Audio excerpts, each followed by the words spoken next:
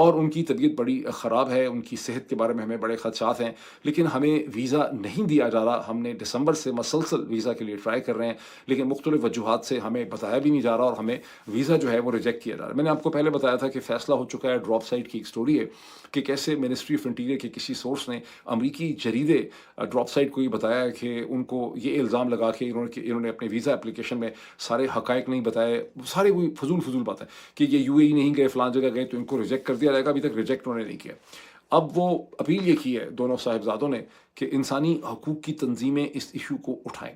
مجھے ویسے دونوں صاحبزادوں کی اپروچ جو ہے وہ خاصی کمزور لگتی ہے۔ یہ لندن میں رہتے ہیں، یہ امیر خاندان کے لوگ ہیں۔ لندن سے میرا خیال ہے 2 گھنٹے کی فلائٹ نہیں ہوگی جنیوا کی، لندن سے 6 گھنٹے کی فلائٹ ہے، نیو یارک کی 6-7 گھنٹے کی۔ ان کو چاہیے کہ یہ اقوام متحدہ کے جو ہیومن رائٹ ڈویژن یا کونسل ہے، جس کا بھی مزید ذکر ہوگا، وہاں جا کے جنیوا ان کا سینٹر ہے، پورا ایک دن لگائیں وہاں سے، ان سے اپوائنٹمنٹ لیں، لوگوں سے ملاقات کریں، نیو یارک آئیں، یہاں آ کر اقوام متحدہ میں ملاقات کریں۔ اسی طرح سے انسانی حقوق کی جو بڑی تنظیمیں ہیں، جیسے ایمنسٹی انٹرنیشنل ہے، جیسے ہیومن رائٹ واچ ہے، جیسے فریڈم ہاؤس ہے، جیسی اور بہت سی تنظیمیں ہیں، جورس باڈیز ہیں، ان سب کے دفاتر کہاں ہیں؟ ہیڈ آفیسز ان کے دفاتر یا لندن میں ہیں، یا امریکہ میں ہیں، یا جنیوا میں، پاکستان میں تو نہیں ہے۔ تو یہ ان کے پاس پہنچیں، ان سے ملاقات کریں، وہ ملاقات کر کے ان سے ریکویسٹ کریں، اس سے کچھ نہ کچھ فارورڈ ڈیولپمنٹ ہو سکتی ہے۔ ان کی جو ساری اپروچ ہے اس میں اتنی زیادہ یہ احتیاط سے ان کی اپروچ ہوتی ہے، جس سے مجھے بڑی پریشانی ہوتی ہے۔ اب دوسری طرف کیا صورتحال ہے کہ ان کی جو پھپھو ہیں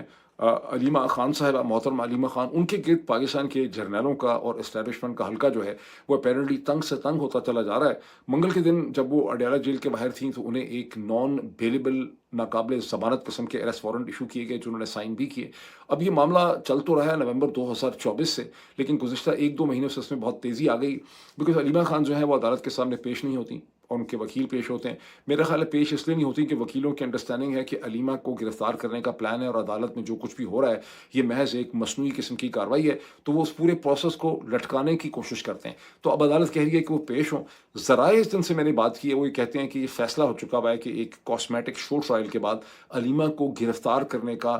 جو گرفتاری کر لی جائے گی محترمہ علیمہ خان صاحبہ کی، اور الزام ان کے اوپر یہ ہے کہ 24 نومبر 2024 کو وہ عمران خان کا پیغام کے ایک موومنٹ ہو، احتجاج ہو، آپ کو یاد ہے 26ویں آئینی ترمیم کے خلاف، اس پہ وہ میسج لے کے آئی تھی۔ اب یہ ایک ان کے اوپر چارج ہے، ٹھیک۔ اچھا، اصل وجہ کیا ہے؟ اصل وجہ جو مجھے سمجھ آتی ہے، maybe I am wrong, لیکن جو مجھے سمجھ آتی ہے وہ یہ ہے کہ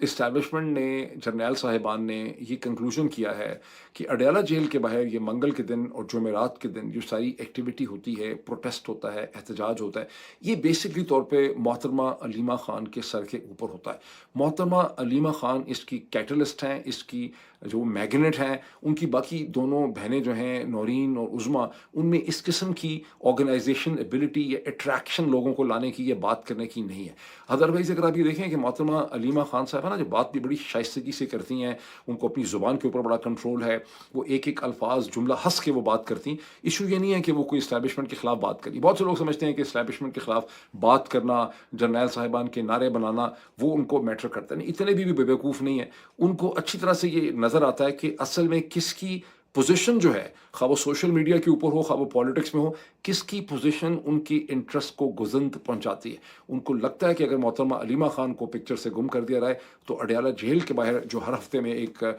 سچویشن ڈیولپ کرتی ہے، وہ سچویشن جو ہے وہ ڈیولپ نہیں کرے گی۔